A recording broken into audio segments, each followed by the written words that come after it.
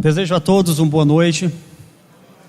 Primeiro, quero dizer que é uma satisfação imensa estar com os amados irmãos nesta noite. É a segunda vez que eu visito aqui a igreja, estando aqui em Natal. Vou passar 15 dias com a Elivânia, a família dela, e certamente nos encontraremos em outros momentos, nas quartas e no próximo domingo. Mas quero externar a minha imensa satisfação de estar com vocês. Deus, de forma soberana, Ele traça caminhos que não podem ser mudados, e de forma soberana, ainda na eternidade, Ele já escreveu a nossa história. E isso é muito bonito, além de ser segurança para as nossas vidas. Não pode fugir do controle dEle aquilo que Ele já determinou que deveria acontecer. E assim foi. A Livânia conquistou meu coração, é minha amada, e Deus me deu o privilégio de nos conhecermos, e para a glória dEle queremos compartilhar nossa vida até que assim Ele nos permita. Viu, meu amor? Que Deus nos ajude. Muito bem, eu quero convidar os amados irmãos a abrirem suas Bíblias juntamente comigo para a segunda carta de Paulo a Timóteo, capítulo 3. Nós faremos uma leitura a partir do versículo 1. Nesta noite eu quero falar um pouquinho sobre o seguinte tema: o que fazer quando o amor esfria? É um fato de que o amor, ele pode esfriar. O próprio Jesus Cristo afirmou isso em Mateus capítulo 24, quando ele falou sobre os últimos dias e afirmou de que o amor esfriaria. E nessa noite eu quero trabalhar um pouquinho sobre esse tema: o que fazer quando o amor esfria, de acordo com o texto de 2 Timóteo capítulo 3, a partir do versículo 1.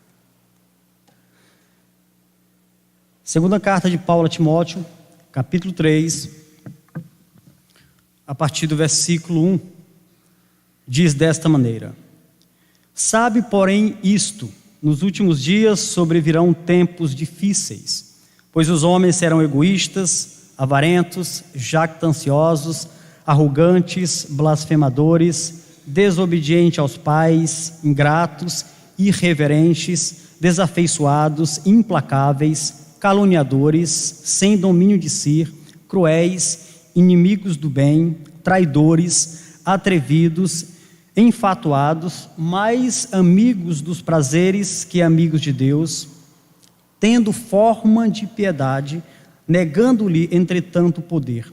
Foge também destes, pois entre estes se encontram os que penetram sorrateiramente nas casas e conseguem cativar mulherinhas sobrecarregadas de pecados, conduzidas de várias paixões, que aprendem sempre e jamais podem chegar ao conhecimento da verdade.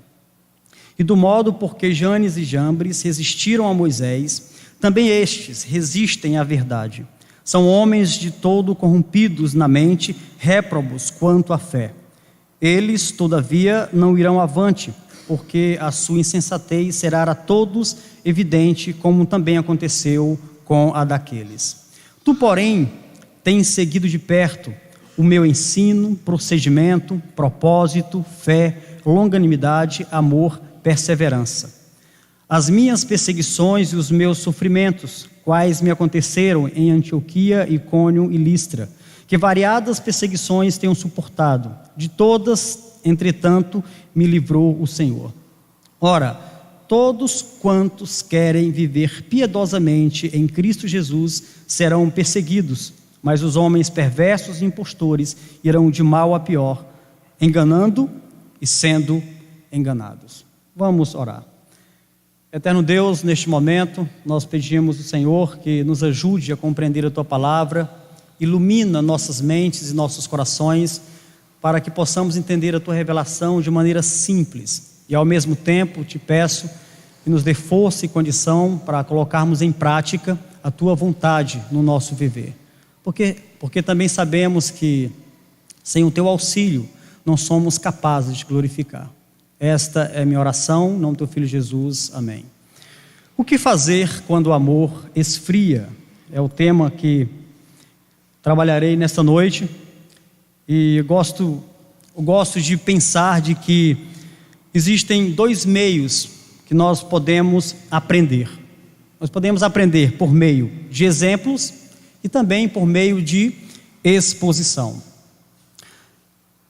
E esses dois modos nos permitem colocarmos em prática aquilo que nós aprendemos. Nós gostamos de observar, nós gostamos de ver exemplos e nós também estamos expostos a exemplos de vida. E esses dois meios, exemplo e exposição, são dois modos pela qual nós podemos aprender. Nós podemos pensar aqui no exemplo, por exemplo, de um pai apaixonado por um time de futebol. Então, um pai apaixonado que torce aí por seu time, vamos pensar aqui no São Paulo, não sei se alguém torce o São Paulo, mas qualquer outro time, vamos pensar aqui. Então, um pai apaixonado, ele coleciona bugigangas, ele sabe o hino decorado do seu time, ele tem a bandeira do seu time, e o filho exposto a esse tipo de amor, certamente ele passará a amar o time que seu pai torce, porque ele está exposto a esse amor, é um exemplo que seu pai dá a ele, e estando exposto a esse exemplo, ele então aprende a amar da forma como o pai ama seu time. Podemos pensar em outros exemplos, por exemplo, o exemplo entre família, o esposo que ama a esposa, a maneira que ele a ama adequadamente, os filhos vendo esta maneira dele amar, muito provavelmente irão também amar a esposa como o pai ama a mãe, porque está exposto a um exemplo de uma forma de amar. Então, o que fazer quando o amor esfria? Quando o amor esfria, é preciso cultivá-lo para que ele renasça através de boas companhias. Quando o amor esfriar e nós identificarmos que ele está esfriando, então nós precisamos cultivá-lo para que ele renasça através de boas companhias. Agora, como podemos cultivar o amor para que ele renasça através de boas companhias? A primeira maneira como podemos cultivar o amor para que ele renasça através de boas companhias é cultivar o amor se afastando de quem não ama a Deus. Então, a primeira maneira como podemos cultivar o amor, partindo da pressuposição que o amor esfria, é se afastando de quem não ama a Deus. A frase final do versículo 5 de 2 Timóteo capítulo 3, se você está acompanhando comigo, versículo 5 do capítulo 3, o finalzinho aí da frase final diz o seguinte: foge também destes. A pergunta é, quem são estes que Paulo menciona? Nós vamos encontrar uma lista que Paulo menciona de tipo de pessoas que vivem nos últimos dias. Paulo, ele diz que nos últimos dias os tempos serão difíceis, o verso 1 do capítulo 3. A expressão últimos dias se refere a este século, a esta era, a este mundo.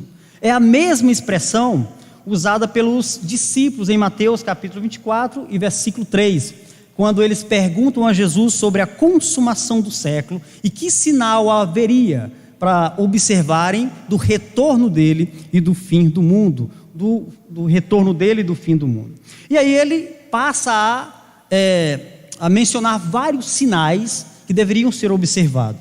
Eles usam essa expressão consumação do século, é a mesma utilizada por Paulo aqui no capítulo 3, últimos dias, que significa este século, esta era, este mundo.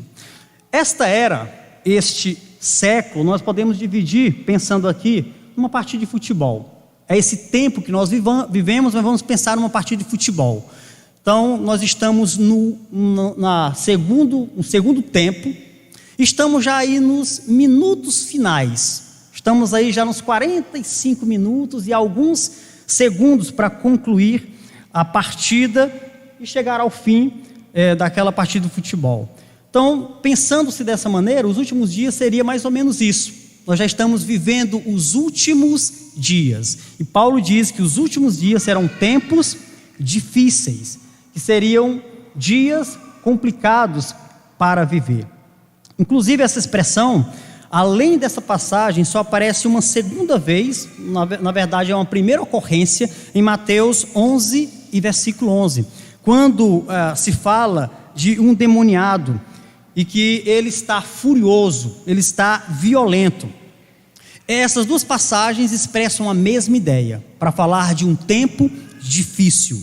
Estes dias serão tempos difíceis. A palavra que Paulo utiliza aqui para tempos difíceis, ela significa dias furiosos. É uma palavra utilizada para feras selvagens, animais selvagens. Então Paulo usa essa mesma palavra para dizer que nos últimos dias, esses dias serão furiosos, tempos perigosos, tempos hostis, tempos violentos. Uma palavra para descrever esse tipo de animal selvagem é a mesma que Paulo utiliza para falar dos últimos dias. A passagem que eu estou citando lá de Mateus, na verdade é Mateus 8 e 28. Se você quiser conferir aí, eu citei 11 e 11, mas é Mateus 8 e 28, para falar da mesma expressão de dias perigosos. Esse tempo é um tempo perigoso, porque os homens, ao viverem essa época, eles estão vivendo um amor deformado, um amor mal orientado, um amor que está longe daquele planejado por Deus, daquele que o pastor falou hoje pela manhã, como devemos amar de acordo com o plano de Deus. O amor dos últimos dias é um amor deformado. E Paulo, ele passa a falar sobre esse assunto para nos exortar a ficarmos atentos de como esses últimos dias serão. Serão tempos difíceis. E são tempos difíceis por quê? Porque os homens, eles amam de forma mal orientada um amor deformado. E eu vou descrever aqui, eu vou selecionar algumas palavras do texto para falar sobre esse tipo de amor deformado. A primeira palavra que Paulo utiliza aqui é o egoísmo. Ele diz que nos últimos dias os homens serão egoístas. A palavra egoísta aqui é para amante de si mesmo. Os homens nesses dias serão amantes de si mesmo. O grande problema está nas afeições deformadas dos homens dos últimos dias. Um coração completamente desafeiçoado, as afeições completamente deformadas, e passam então a viver um amor mal orientado. O egoísmo é esse tipo de amor dos últimos dias. Os homens têm as suas afeições deformadas no coração. O amor por Deus vai esfriar e o amor por si mesmo vai aumentar. Estamos vivendo uma época em que as pessoas amam a Deus da sua maneira. As afeições que sentem por Deus é do seu jeito, do seu modo, e não como Deus planejou. Então, o egoísmo é um amor deformado, e esse amor, ele aumenta a cada dia, e o amor por Deus, ele diminui. Em 2 Timóteo 3 e 4, vai dizer que esses homens são mais amigos dos prazeres que amigos de Deus. Um amor deformado. Uma outra palavra que Paulo usa para descrever o tipo de relacionamento dos últimos dias é avarentos. Significa amigos da prata. Ou seja, além de serem amantes de si mesmo, também serão amantes do dinheiro. Ambas as palavras estão dentro de um conceito egoísta de amar a si mesmo. Inclusive, as duas palavras, elas partem da mesma raiz e expressam um amor deformado, mal dirigido, mal orientado. Amados irmãos, nós estamos vivendo uma época em que amar a Deus adequadamente está muito longe de ser exercido esse amor. Estamos vivendo uma época em que amar a Deus como Ele planejou ser amado, através da obediência, através de obedecer a sua palavra, aquele que me ama, guarda os meus mandamentos, está muito longe. Estamos vivendo uma época em que cada um parece ser senhor de si mesmo. Cada cristão parece governar a si mesmo e não ter o governo de Cristo em sua vida. Então precisamos perceber que tipo de relacionamento é esse dos últimos dias. E Paulo, ele começa a dizer que esse tipo de relacionamento está dentro do egoísmo e dos amantes da prata. Além de uma outra palavra que Paulo utiliza aqui é jactanciosos. Significa amantes da fama. São pessoas fanfarrões, gostam de contar seus grandes feitos, suas proezas, Eles gostam de descrever a si mesmo como conquistadores, pessoas que conseguem alcançar grandes objetivos. Inclusive é uma pessoa até sociável. Está no meio de outras pessoas, mas gosta de estar no meio de outras pessoas para contar os seus feitos, o que conquistou. São pessoas que gostam de estar em evidência, amantes da fama. É alguém preocupado em dar uma boa impressão de si mesmo, de promover a sua imagem, de alguém altamente confiável e de um conquistador. É alguém que gosta de falar das suas proezas. É alguém jactancioso, amante da fama. Nos últimos dias, os homens serão amantes de si mesmo, amantes do dinheiro e amantes da fama. Mas Paulo diz também que serão arrogantes. É a mesma ideia aqui para orgulho. E alguém orgulhoso, irmão, me parece que é alguém que está envolto em uma tremenda nuvem de fumaça. É alguém que perdeu o rumo. É alguém que não sabe para onde está indo. A arrogância é um problema, inclusive, interno. Embora não possa ser percebido, mas ela está lá, ela está corroendo o coração, ela está corroendo o verdadeiro amor que pode ser desenvolvido por Deus. Esses últimos dias tem esse tipo de pessoa. Arrogantes, orgulhosos, pessoas que perderam rumo e pessoas que parece que estão num nível muito alto. Todos os outros são bem pequenininhos, são inferiores, estão em um outro nível. Inclusive são pessoas até que não gostam de se misturar com outras, porque se sentem superior, se sentem um tal, são altas demais para se misturar com os demais. Perdeu completamente o senso. Nós podemos pensar aqui em Nabucodonosor, um imperador completamente orgulhoso, arrogante, achando-se superior ao Altíssimo, mas ele foi completamente humilhado ao se tornar como um animal, um louco. O orgulho, ele nos faz perder o rumo. O orgulho, ele nos faz perder o bom senso, porque é um amor deformado. É um amor que corrói o nosso coração. Mas além de nos últimos dias serem amantes de si mesmo, amantes do dinheiro, amantes da fama e também orgulhosos e arrogantes, são pessoas blasfemadores. Os blasfemadores aqui são os famosos caluniadores, difamadores, pessoas que estão ferindo os outros, espalhando boatos maléficos, notícias maléficas no falar. Podem até falar a verdade muitas vezes, mas completamente desnecessário. Pessoas que falam simplesmente por falar, por compartilhar certas informações que não são necessárias. Não estão preocupadas em transmitir aquilo que edifica, mas simplesmente em propagar certas informações, muitas vezes mentirosas ou verdadeiras, mas completamente desnecessárias. Inclusive, qual a razão de espalhar conversas desnecessárias? Qual a razão de espalhar conversas que não edificam?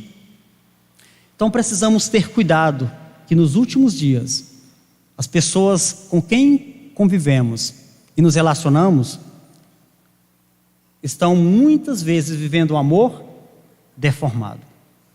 E precisamos ter cuidado. Inclusive, muitas vezes nós difamamos as pessoas até com brincadeiras, até com chacotas, certas brincadeiras que têm como propósito denigrir, menosprezar alguém. Esse tipo de amor é um amor deformado. Nos últimos dias, os homens serão amantes de si mesmo, amantes do dinheiro, amantes da fama, arrogantes, blasfemadores, mas também, nos últimos dias, serão desobedientes aos pais. A ideia aqui essencial dessa expressão, irmão, é de uma pessoa que não se deixa persuadir. A ideia de desobediência é de alguém que está determinado em prosseguir de forma insubmissa. Essa é a razão da desobediência, insubmissão. Esse tipo de caráter é quase irrecuperável. É alguém que não se deixa persuadir, não se deixa convencer, é alguém que está determinado a prosseguir. Não importa o que aconteça. Estão convictos de suas decisões, de suas crenças, daquilo que querem, dos seus valores e, portanto, não querem mudar. Permanecem da mesma forma, insubmissos. Por isso que nos últimos dias nós temos visto filhos tão desobedientes. que destratam os pais de forma vergonhosa, desrespeitosa. Filhos que não têm qualquer afeição ou apreço por seus pais. Por isso que também nós temos visto a nossa juventude ser executada, não só no nosso país, mas em muitos outros lugares. Recentemente, fazendo uma pesquisa, isso um dado da Polícia Federal, uma pesquisa dos últimos 30 anos. A Polícia Federal, ao fazer um levantamento de mortes violentas, chegou à confirmação de que nas 3 últimas décadas, entre 13 a 25 anos, o índice aumentou quase 300% de mortes violentas. 13 a 25 anos de idade corresponde ainda a filhos que moram com os pais. Estão sob a tutela de seus pais. Filhos que estão sendo praticamente executados através do tráfico de drogas, do crime organizado. Não é por acaso, é um princípio básico das Escrituras. Honrar pai e mãe, viverão melhores e terão uma vida prolongada. Desobediência aos pais é uma outra característica de um amor deformado. É assim que Paulo descreve tempos difíceis, dias difíceis, violentos, hostis. Paulo ainda usa uma outra palavra para descrever o tipo de pessoa dos últimos dias: ingratos. A palavra, ela é contrária àquilo que nós chamamos de graça. Ela está na contramão. Alguém ingrato significa que ele não está disposto a liberar graça, ele não está disposto a usar da graça, não está disposto a ser alguém gracioso, não está disposto a amar incondicionalmente, não está disposto a exercer misericórdia, a bondade. É alguém que não está disposto a ser generoso. Estamos vivendo uma época de pessoas que inclusive são tão ingratos, que muitas vezes são abençoados, são de diversas maneiras, e muitas vezes falam, mas fez porque quis fazer, deu porque quis dar o presente, ou me agraciou porque quis agraciar, eu nem pedi. Estamos vivendo uma época em que as pessoas são completamente ingratas, não estão dispostas a exercer a misericórdia, a bondade. Na verdade, é uma palavra até que nem existe no vocabulário dos ingratos, a palavra gratidão. Não fazem caso da graça, não perdoam, não fazem questão inclusive de serem perdoados. A ingratidão é uma das atitudes mais deploráveis do ser humano, pois essa atitude ela torna desprezível a generosidade de quem a usa, torna desprezível a graça de quem a usa. É um amor deformado. Estamos vivendo uma época em que as pessoas não sabem mais amar. Estamos vivendo uma época em que o amor já está esfriando em grande intensidade. O amor esfriará de quase todos. E Paulo ele descreve essa época para estarmos atentos. Qual o tipo de sociedade, de relacionamento, de amor dos últimos dias? Paulo ele diz que nos últimos dias também as pessoas serão irreverentes. A ideia desse termo é de pessoas impuras, profanas, não terão respeito pelo sagrado. E todos os dias estamos testemunhando isso. Pessoas que não respeitam mais o sagrado, pessoas que não respeitam mais a fé, pessoas que estão dispostas a desconstruir tudo aquilo que diz respeito a valores de crenças, da fé. Eu não só falo da fé cristã, eu não falo só da nossa fé, eu falo de toda forma de fé que já não é mais aceita. Portanto, profanar é a melhor forma de desconstruir convicções de fé. Estamos vendo isso hoje de forma muito intensa, principalmente em várias ideologias que não permitem mais o sagrado. Houve uma época que o sagrado era permitido só na vida, era permitido na vida pública, mas com o desencantamento do mundo era permitido na vida privada. Mas até hoje estamos vivendo uma época em que até mesmo na vida privada já não é mais permitido adorar, já não é mais permitido ter uma forma de fé. Paulo diz que essas pessoas são profanas, são irreverentes. Mas além de serem irreverentes, também ele diz que serão desafeiçoados. Esse termo ele exprime a ideia de alguém que já nasce naturalmente sem afeição. Isso é algo muito forte, porque o ser humano por si mesmo e de forma inata, ele já nasce com afeições. que isso se desenvolve com os relacionamentos ao longo da vida. Mas Paulo está dizendo que nos últimos dias serão pessoas desafeiçoadas, pessoas que já nascem naturalmente sem afeição. Todos os seres humanos nascem com esse sentimento, dotado com isso. Quando a gente olha para a nossa sociedade, percebemos de que a vida perdeu o valor, não é verdade? A vida já não tem mais valor. A vida se tornou tão banal, fútil. A vida parece que não tem mais sentido, cada um vive por si. Já não há mais uma afeição pelo semelhante. A afeição, irmão, inclusive é uma quarta palavra utilizada na Bíblia para falar sobre o amor por alguém ou por alguma coisa. Mas a essência deste amor natural, desta afeição, que já é uma ausência na vida das pessoas dos últimos dias, levam pais de forma cruel a executar filhos, filhos executarem seus pais, pessoas que tiram a vida de outros por causa de um trocado, porque não há mais essa afeição, não há mais esse amor pelo semelhante. A falta desse amor natural é a causa da indiferença entre pessoas e, consequentemente, o desprezo pela vida. Eu tenho dito que o contrário de ódio não é amor. Eu tenho dito que o contrário de amor é indiferença. Quando nós odiamos, nós percebemos as pessoas. Quando nós odiamos, nós respeitamos as pessoas.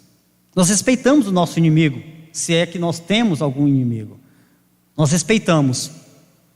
Mas quando nós tratamos alguém com indiferença, parece que essa pessoa nem existe. É alguém que se tornou invisível. É alguém que, ao entrar na sala, em algum ambiente, você conversa com todos, mas a pessoa é completamente desconsiderada. Nós tiramos dela todo o direito inerente do ser. A indiferença é algo cruel, abominável, é algo asqueroso. Então, para mim, o contrário de ódio não é amor, o contrário de amor não é ódio, melhor dizendo. Para mim, o contrário de amor é indiferença. E a falta de afeição leva-nos a tratar outros com indiferença, como se nem existissem. Não tem nada a ver conosco, não tem nada a ver comigo. Cada um vive da forma que quer viver, cada um segue seu próprio caminho. A indiferença é algo cruel. E a indiferença, ela é proveniente da falta de afeição. Paulo ainda usa uma outra palavra para descrever os últimos dias. A palavra aqui agora desta vez é implacáveis. Essa palavra fala de alguém que não negocia. Alguém que não está disposto a negociar. Alguém que não está disposto a fazer acordo. Alguém que não está disposto a fazer concessão. É alguém irredutível, implacável. Não há acordo a ser feito. Não há concessão a ser feita. Ou é o que eu quero, ou é o que eu quero, e não há mais o que se dizer, não há mais o que ser dito. Não tem acordo, é alguém implacável. O comportamento de alguém assim é sempre hostil, violento, feroz. Se não fizer do meu jeito, algumas pessoas dizem, eu brigo. Se não for do meu modo, não dá certo. Se não for do jeito que eu quero que seja, eu vou embora. Não funciona se não for do meu jeito. É alguém implacável, é alguém que não está disposto a fazer concessão, a fazer acordo. São pessoas que não estão dispostas a ceder. Qualquer coisa que não estiver de acordo com minha vontade é motivo para se estabelecer uma verdadeira guerra. Qualquer coisa que não está de acordo com os meus desejos, diferente daquilo que eu quero, se estabelece uma discórdia. Se não andar de acordo com minha cartilha, de acordo com minhas normas, não funciona. É alguém completamente implacável. Mas Paulo diz que também nos últimos dias existirão aqueles que ele chama de caluniadores. Esse termo fala de alguém que faz acusações, comentários maliciosos, muito parecido com o blasfemador. Pessoas que se apresentam muitas vezes até de forma ingênua para camuflar o veneno destilado através de comentários perversos para destruir a honra de alguém. Esses caluniadores são como serpentes venenosas, e seu único trabalho é espalhar boatos falsos, distorcidos para destruir a vida de outro. Estamos vivendo uma época completamente hostil, uma época em que o amor está deformado, e isso descreve o tipo de relacionamento do finalzinho da época que antecede o retorno de Cristo. Quantas pessoas, irmãos, destilam veneno só para destruir a vida de outros, porque simplesmente não me agradou. Pessoas que infectam a mente de outros com veneno para destruir bons relacionamentos, boas amizades. Esse tipo de pessoa Paulo chama de caluniador. Uma outra expressão que ele utiliza aqui é sem domínio de si. Esta oração, se ela fosse traduzida de forma mais literal, seria traduzida da seguinte forma: não domesticado. Sem domínio de si seria uma tradução mais próxima da literal, não domesticado. Alguém que não se deixa dominar, alguém que não se deixa domar, como uma fera feroz, selvagem. A ideia aqui é para uma referência de um cavalo brabo, de um cavalo selvagem, sem domínio de si, dando coice para todos os lados. É alguém sem domínio de si. A gente conhece algumas pessoas na nossa família, sei lá, onde trabalhamos, mais ou menos nesse tipo aqui que Paulo descreve. Alguém não domável. Até mesmo dentro da igreja existem algumas pessoas que são indomáveis, não têm controle de si e que estragam tudo. Parece um cavalo selvagem dando coice para tudo que é lado. Paulo diz que essas pessoas, elas não têm domínio de si, porque elas não são domesticadas, não se deixam se domar. Paulo também diz que nos últimos dias as pessoas serão cruéis. Esse termo ela exprime uma oposição ferrenha à bondade. É alguém que se opõe à bondade, que se opõe ao bem. É alguém que não está disposto a ser bondoso, porque é alguém cruel. É alguém que sente prazer em praticar a maldade, sente prazer em praticar o mal a outras pessoas. São cruéis, sentem prazer na crueldade, em causar dor a outros. É alguém que está em oposição ferrenha à bondade.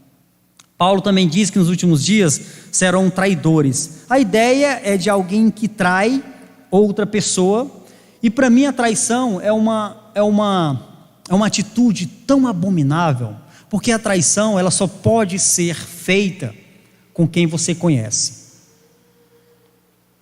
Geralmente quando se trai porque conhece. Você sabe os gostos, onde a pessoa mora, quais os horários que ela está em casa, quais os horários de trabalho, quais são os seus sonhos, os seus desejos. É alguém que conhece muito bem. E a traição é algo abominável. São punhaladas nas costas, sem a chance de autodefesa. Quantos conhecem aqui a história? Eu já ouvi a expressão, até tu, Brutus. Quantos aqui já ouviram essa expressão? Ok, até tu, Brutus. Brutus foi um dos filhos do imperador Júlio César. Isso no ano 27 a.C. Era o único filho adotivo. E o Senado, em oposição ao governo de César, eles estavam planejando tirar a vida do imperador. Mas eles precisavam de alguém que conhecia muito bem César, para que pudesse conduzir até ele aqueles que o executaria. E então eles procuraram Brutus, o filho adotivo. E Brutus conduziu aqueles senadores até os aposentos de César, quando ele dormia, e cada um levava em sua mão um objeto que pudesse cravar em seu peito e dar punhaladas. E cada um que entrava no ambiente apunhalava o imperador, e o último a entrar foi Brutus. E quando Brutus crava ali a adaga no corpo de César, ele fala a expressão que todos conhecemos: até tu, Brutus, meu filho. A traição é algo abominável, é algo terrível. E Paulo diz que nos últimos dias os homens serão traidores, mas também ele diz que são atrevidos. A ideia é de pessoas despreocupadas. A palavra atrevida aqui, ela é utilizada nesse conceito de alguém despreocupado. São pessoas que não se importam com as ações ou com as consequências de suas ações. São pessoas que não se importam com seus atos. E por não se importar, vão fazendo o que querem. Elas não se interessam o que vai acontecer. Simplesmente vão agindo e vão reagindo, sem se importar com as consequências. São pessoas completamente despreocupadas. Estão completamente desinteressadas pelas consequências dos seus atos. Mas Paulo também diz que nos últimos dias serão mais amigos dos prazeres que amigos de Deus. A ideia aqui, irmão, é de amor. Serão mais amigos dos prazeres que amigos de Deus. A ideia é de amor. O amor é descrito aqui com um termo de amigo. Essas pessoas amam mais os prazeres que amam a Deus. Estão mais preocupadas consigo mesmos, com a sua imagem, com o seu bem-estar, com o amor por si mesmo e com os relacionamentos, do que em agradar a Deus. O que Deus pensa sobre isso? O que Deus diria sobre o que eu estou fazendo? O que Ele falaria dos meus relacionamentos? O que Deus pensaria a respeito dos meus projetos? O que Ele teria a dizer sobre o que eu estou fazendo? Não se importam, porque são mais amigos dos prazeres que amigos de Deus. Recentemente eu conversava com um jovem lá em Icó, ele estava à procura de emprego, e ele falou: pastor, eu consegui o emprego. Eu falei: nossa, que bom, que bacana. Eu falei: que emprego é esse? Eu vou trabalhar numa pizzaria. Legal. E como ele falou que era numa pizzaria, eu já parti da pressuposição que era noite. E eu falei: ok. E quais são os horários? Eu vou começar a trabalhar a partir das 5, das 17 horas, só Deus sabe até que horas. E eu falei: como é que ficam os cultos da igreja, como fica o teu relacionamento com o trabalho, como funciona isso? Pastor, vai ser difícil, porque é de domingo a domingo. E durante o dia ele estuda, faz alguma coisa da vida, e já faz um bom tempo que ele não aparece na igreja. Recentemente, conversando com ele, ele falou: pastor, eu não tenho tempo nem para ler a Bíblia, e até para orar está difícil. Suas decisões, o emprego é bom, é necessário, mas esse tipo de emprego, mesmo sendo bom e necessário, ele traz glória para Deus? Esse tipo de emprego, ele vai edificar a minha vida e eu serei uma luz? Esse tipo de emprego é aprovado por Deus? Então, estamos vivendo uma época em que a satisfação pessoal é melhor do que satisfazer a Deus. Uma pessoa piedosa, amados irmãos, foge de tudo isso. Uma pessoa piedosa foge desse tipo de relacionamento. O versículo 5, Paulo diz da seguinte maneira: tendo forma de piedade, mas negam o poder. Se você está seguindo comigo aí, me acompanhando, versículo 5. Tendo forma de piedade, mas negam o poder. Essas pessoas que Paulo descreve são pessoas que são religiosas, pessoas que estão na igreja, dizem amar a Deus, ler Bíblia, pessoas que têm uma forma de fé. Mas Paulo diz que é apenas uma forma, porque nega o poder da piedade, nega a piedade que transforma os corações, nega a piedade que faz a pessoa se aproximar de Deus, faz a pessoa amar o próximo como Deus planejou, faz-nos ser melhores filhos, melhores esposos, melhores esposas, ter um relacionamento mais próximo daquilo que devemos exercer entre os irmãos. Alguém piedoso é alguém que se emociona, é alguém que tem uma sensibilidade de perceber a vontade de Deus em sua vida, e é alguém que também será perseguido. Paulo diz que devemos fugir desse tipo de relacionamento, devemos fugir desse tipo de comportamento, porque esse comportamento é o comportamento dos últimos dias. E quando começou, pastor, os últimos dias? Hebreus capítulo 1, versículo 1. Tendo Deus falado outrora de muitas maneiras aos pais e aos profetas, nesses últimos dias falou através do Filho. Os últimos dias começaram com o nascimento de Cristo. Os últimos dias já está caminhando a passos largos. Estamos aí no final dessa partida do exemplo que eu dei de futebol. Estamos aí já nos 45 minutos e alguns segundos para concluir a partida.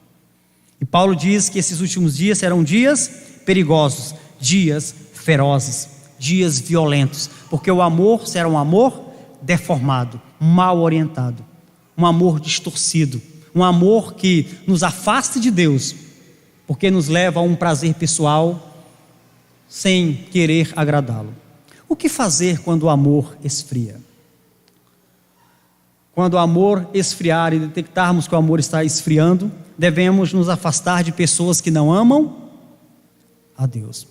Eu quero concluir nessa noite trazendo aqui mais um ponto porque devemos cultivar o amor. Quando o amor esfriar, além de nos afastar de pessoas que não agradam a Deus, nós devemos seguir o ensino de pessoas que amam a Deus fervorosamente. Primeiro, precisamos afastar de quem não ama a Deus. E em segundo lugar, precisamos seguir o ensino de pessoas que amam a Deus fervorosamente. Olha o que diz o verso 10 do capítulo 3 que nós lemos. Tu, porém, tens seguido de perto o meu ensino, procedimento, propósito, fé, longanimidade, amor, perseverança. As minhas perseguições, os meus sofrimentos, quais me aconteceram em Antioquia, Icônio e Listra, que variadas perseguições tenho suportado, de todas, entretanto, me livrou o Senhor. Paulo está dizendo, tu, porém, tens seguido de perto o meu ensino. Irmãos, eu quero trazer aqui, pelo menos, de forma muito rápida, 4 significados para essa expressão que Paulo utiliza ao falar para Timóteo. Tem seguido de perto. 4 significados. Primeiro, alguém que segue de perto é alguém que acompanha fisicamente. Alguém que segue outra pessoa é alguém que, em primeiro lugar, acompanha fisicamente. A ideia aqui é de colado na pessoa, seguir lado a lado. E um seguidor, ele está acompanhando pessoalmente o seu mestre. É alguém que está acompanhando fisicamente o seu tutor, o seu professor. Seguir de perto indica uma aproximação íntima e de curta distância. É alguém que está colado, estar lado a lado. É bem interessante quando 2 discípulos de João Batista perguntaram a Jesus onde ele morava. Ele respondeu da seguinte forma: vinde e vede. É uma ideia de discipulado. O discipulado não é simplesmente 1 hora por semana que nós tiramos com os novos convertidos para ensinar doutrina. O discipulado é o dia a dia, é estar ali vivendo de forma intensa, no viver diário. E ao viver no dia a dia com essa pessoa, ela vai aprender o meu modo, a minha maneira de viver, a minha cosmovisão de mundo, de ética, de moral, de família.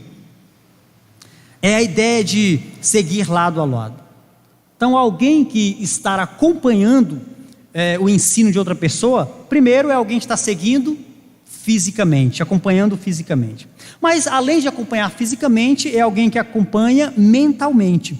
É seguir uma ideia, até entendê-la, fixando-a permanentemente em sua mente, impregnando-a, grudando-a permanentemente. Alguém que está seguindo o ensino de outra pessoa, ou de um mestre, é alguém que está acompanhando fisicamente, mas também está acompanhando mentalmente, internalizando todo o conhecimento, todo o ensino, tudo aquilo que está sendo lhe passado. Está grudando em sua mente. Outro dia eu cheguei em casa e, passando a mão aqui no cabelo, percebi que tinha alguma coisa aqui estranha. Aí eu fui lá no espelho, dei uma olhada e percebi que era chiclete. Eu falei, nossa, o que é que esse chiclete vai fazer aqui no meu cabelo? Grudou e eu puxava e não saía. Nossa, ficou grudado mesmo. Eu falei, Lívia, vem cá, traz aí uma tesoura. Corta aqui para mim porque não vai largar não. É mais ou menos essa ideia aqui de acompanhar mentalmente. Ficar grudado, ligado, impregnado. Alguém que acompanha o ensino do mestre, acompanha fisicamente, mas também acompanha mentalmente, internalizando na mente todo o ensino. Paulo fala sobre isso em Filipenses 2:2, quando ele está falando sobre viver em comunhão. Ele diz, penseis a mesma coisa, Filipenses 2:2. Mas ainda em Filipenses 4:2, Paulo, ao falar sobre duas irmãs que estavam em pé de guerra na igreja, ele fala o seguinte: pensem concordemente. E ainda em Filipenses capítulo 1, versículo 27, Paulo diz que os irmãos deveriam viver como uma só alma. É a ideia de impregnar na mente aquilo que lhe está sendo ensinado. Mas além de acompanhar fisicamente, acompanhar mentalmente, alguém que está seguindo de perto também acompanha com confiança. É alguém que acompanha com confiança. Confiar tanto que segue sem medo. Confiar, irmãos, não é algo fácil, certo? Confiar não é algo simples também. Quando nós confiamos porque nós perdemos o medo, porque nós conhecemos. Eu me sinto completamente seguro e eu vou seguir, eu vou confiar. Eu não tenho mais medo. A confiança, ela só se estabelece quando se perde o medo. E alguém que acompanha com confiança, porque segue sem medo. Confiança também é resultado de conhecimento. Conhecer nos capacita a confiar, a acreditar, a crer. Confiar. Paulo está nos ensinando que devemos cultivar o amor, nos afastando de quem não ama a Deus. Mas também devemos cultivar o amor, nos aproximando de pessoas que amam a Deus e nos ensina a amar também esse Deus. Para isso precisamos acompanhar fisicamente, acompanhar mentalmente, acompanhar com confiança. E por último, a ideia aqui de alguém que segue de perto é de conformar-se. E para mim essa ideia é muito boa, é fantástica. A ideia de conformar-se é a ideia de tornar-se semelhante, de ser semelhante, parecido. E aqui vem a imagem dos nossos filhos. Você que é papai, mamãe, às vezes você chega em casa e está lá o bebê de frente do espelho, com o sapato do papai enorme no pé, 5 vezes mais o tamanho do pé do bebê, mas ele está lá com o pé dentro do sapato, sei lá, está com uma camisa do papai, a calça do papai, uma gravata, e está lá vestido como se fosse o próprio pai. Porque ele está seguindo fisicamente, ele está acompanhando mentalmente, ele confia no papai e ele quer ser como o papai é. É a ideia de conformar-se, tornar-se semelhante. Nós temos nessa declaração de Paulo, de seguir de perto, essa ideia. E é uma ideia progressiva, irmãos. Primeiro Paulo diz que um seguidor, ele começa a seguir de perto alguém. Depois, além de seguir fisicamente de perto, você começa a seguir essa pessoa mentalmente. Você começa a seguir exatamente da forma como ele pensa, fazer o que ele pensa e agir como ele pensa. E ele diz que além de seguir fisicamente e pensar como ele pensa, essa pessoa também, ela passa a confiar em tudo que ela faz, em tudo que ela diz. E finalmente, ela quer ser igualzinho a essa pessoa. Muitas vezes a gente pega os irmãos até falando como o pastor fala. Não sei aqui o pastor Rubens, o pastor Ariel. De repente você vai encontrar o irmão aqui falando as palavras que você fala. De repente vestindo as roupas, parecido com as roupas do pastor Rubens, pastor Ariel. E de repente até os jeitos, né? De gesticular a mão, de olhar, de falar, sei lá, de puxar a calça, organizar aqui, enfim. Porque quer ser semelhante, quer ser igual. Então, primeiro, nós começamos seguindo fisicamente, depois nós seguimos as ideias da pessoa. Terceiro, nós confiamos tanto no que essa pessoa nos ensina, que nós pulamos sem medo em segui-lo. E por último, nós queremos ser igualzinho à pessoa. Irmãos, os últimos dias está chegando a ir o seu fim. Cristo está voltando, precisamos nos preparar para o retorno dele e precisamos nos preparar com amor adequado, bem orientado. O amor que ele planejou para nós. E a forma de amar a Deus adequadamente é obedecendo os seus mandamentos. Como sabemos que amamos a Deus? Ele diz: todo aquele que me ama guarda os meus mandamentos. No entanto, aquele que diz que me ama e não guarda os meus mandamentos é mentiroso, e nele não está a verdade. Então a maneira como Deus planejou amarmos a Ele É obedecendo a sua palavra. E ao obedecer a sua palavra, nós iremos segui-lo, nós iremos nos conformar a ele e nos tornar tão parecidos com Cristo, que as pessoas irão olhar para nós: nossa, poxa vida, ser crente assim é gostoso. Nossa, ser crente como esse irmão é, eu quero. De repente olham para a igreja aqui em Cidade Satélite, são 8 horas ali, acho que meu horário está chegando ao fim, eu acho que poderia até tirar o relógio dali, né? Olhar para a igreja aqui na Cidade Satélite e começar a observar, vamos pensar nos descrentes. Nossa, como aqueles irmãos se amam, nossa, como eles se cuidam, nossa, como se preocupam uns com os outros. Nossa, eu quero fazer parte daquelas pessoas, eu quero fazer parte daquele povo, eu quero viver como eles vivem. E aí a igreja cai na graça, porque querem viver como os crentes vivem. É como a igreja em Jerusalém. A igreja caiu na graça do povo não por causa dos milagres. Os milagres eram um aperitivo, de vez em quando. A igreja caiu na graça do povo pela maneira, o modo como a igreja vivia. Eles se amavam, eles vendiam suas propriedades para ajudar aqueles que não tinham nada. Eles compartilhavam as refeições de casa em casa. Havia um cuidado, eram capazes de morrer uns pelos outros, de proteger uns aos outros. Eles defendiam uns aos outros com unhas e dentes. Jerusalém, ao olhar para a igreja, diz: nossa, o que existe na vida dessas pessoas? Por que se amam tanto assim? A igreja está vivendo um período hostil, de pessoas que vivem um amor deformado, tem forma de piedade, mas nega o poder dessa piedade. São religiosos, muitos de nós crentes dentro da igreja, mas que não somos de fato filhos de Deus. Muitos cristãos estão na igreja, mas muitos não são crentes. E como sabemos disso, pastor? Pela maneira como amam, pela maneira como amam a Deus, pela maneira como vivem. E os frutos vão dizer se são crentes ou não. O que fazer quando o amor esfria? Primeiro, devemos nos afastar daqueles que não amam a Deus. Segundo, devemos seguir o exemplo daqueles que amam a Deus fervorosamente. E desta maneira o amor será cultivado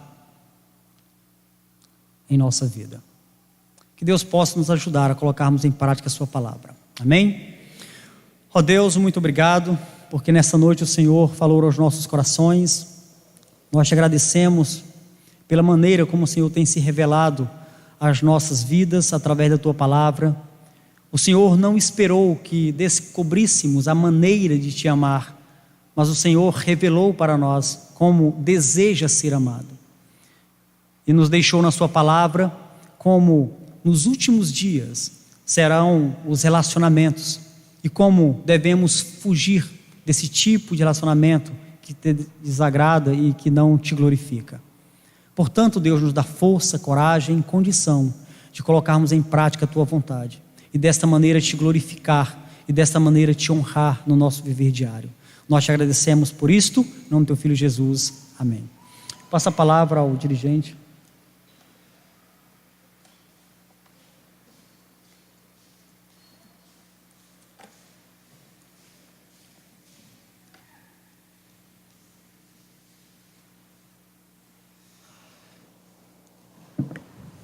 Nosso culto chegou ao fim, teremos o pós-lúdio, e assim que o pós-lúdio se encerra também o culto. Uma boa noite, os irmãos.